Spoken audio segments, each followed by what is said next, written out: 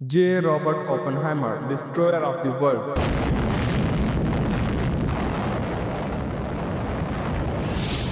दोस्तों, आज हम बात करने वाले हैं एक ऐसे इंसान की जो दुनिया का सबसे खतरनाक और पावरफुल वेपन एटॉमिक बॉम्ब बनाने का जिम्मेदार था। ये कहानी है ओपनहाइमर की, क्रिस्टोफर नोलन की मास्टरपीस जो सिर्फ एक फिल्म नहीं बल्कि हिस्ट्री का एक इम्पोर्टेंट चैप्टर है। तो चलिए बिना टाइम वेस्ट किए जानते हैं कि किस तरह इस एटॉमिक बॉम्ब के बनने से दो बड़े शहरों को खाक में मिला दिया गया और पूरी दुनिया में इसका कितना ज्यादा इम्पैक्ट पड़ा। तो शुरू करते हैं ये धमाकेदार कहानी।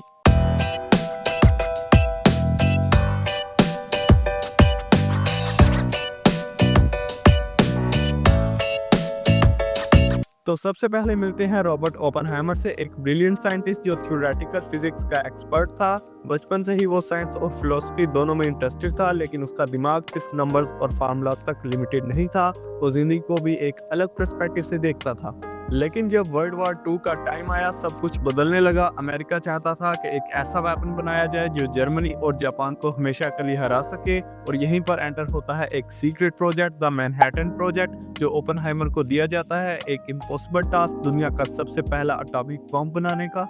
अब दोस्तों यहाँ एक और इम्पोर्टेंट कैरेक्टर आता है, जनरल लेस्ली ग्रोव्स, जो ओपनहाइमर को लीड करने के लिए सिलेक्ट करता है। पहले तो ओपनहाइमर को लगता है कि ये इम्पॉसिबल है, लेकिन धीरे धीरे वो उस टाइम के सबसे बेस्ट साइंटिस्ट की एक टीम रेडी करता है। ये team loss Alamos, new Mexico में छुपकर काम करने लगती है।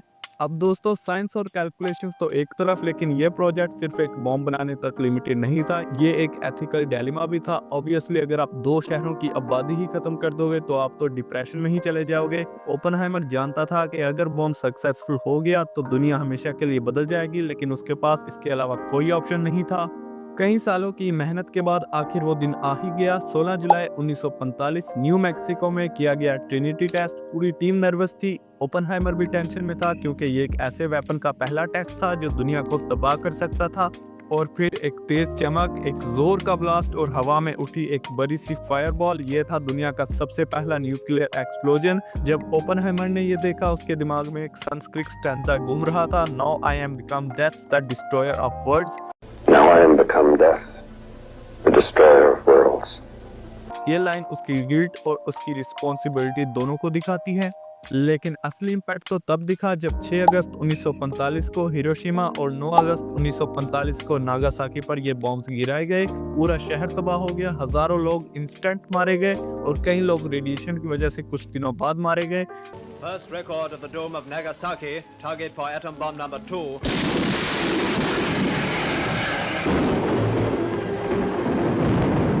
Either timing it with his watch or counting or doing something.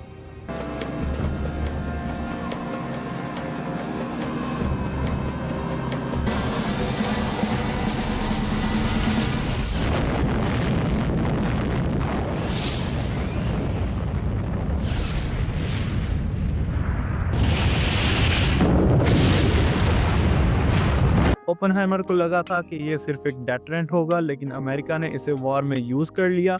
ये देखकर उसका गिल्ट और भी ज्यादा बढ़ गया।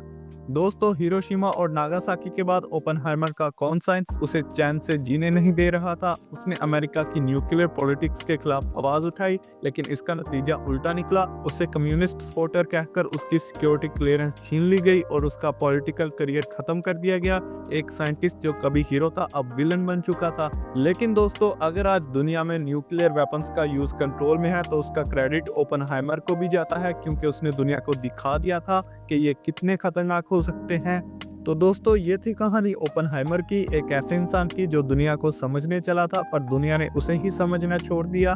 क्या आपको लगता है कि उसका डिसीजन सही था? क्या एटॉमिक बॉम्ब बनाने की जिम्मेदारी उसकी थी या उस वक्त की दुनिया की? अपने थॉट्स मुझे कमेंट्स में जरूर बताएं, और अगर आपको ये वीडियो पसंद आई हो तो लाइक करें और चैनल को सब्सक्राइब जरूर किया करें, ताकि हम आपके लिए ऐसे ही और इंटरेस्टिंग एक्सप्लेनेशंस लेकर आते रहें। मिलते हैं नेक्स्ट वीडियो में, तब तक के लिए stay safe and be happy. Alright.